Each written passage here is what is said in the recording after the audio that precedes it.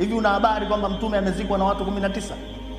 Hivi mtu akikuelezea katika historia mtume kazikwa na watu 19? Kwa hivyo masala sikuyua, hakuna hiyo siku ya Kiyama. Tukitaka kuijua dini, inataka kusomwa. Dini ni fikra, dini ni elimu, dini ni utafiti, dini ni research. Kwa nini hukusoma? Na sisi tukwambia iqra, na sisi tukwambia talabul ilmi faridhatun ala kulli muslimin wa muslima. Ulimwengu nao umejaa maslahi mengi mno, mengi sana. Hata katika dini vile vile kuna maslahi.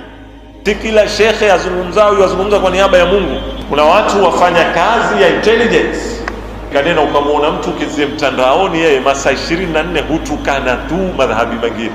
Faida yake ni nini? Hata katika ofisi za dini kuna maslahi watu wanatafuta. Kwa hiyo kwa ulimwengu mlionao nyinyi vijana, inatakiwa ulimwengu huu kusoma. Usikubali akili yako kupekwa na wave. Watu lakini unena yao. Watu wote umpinga. Watu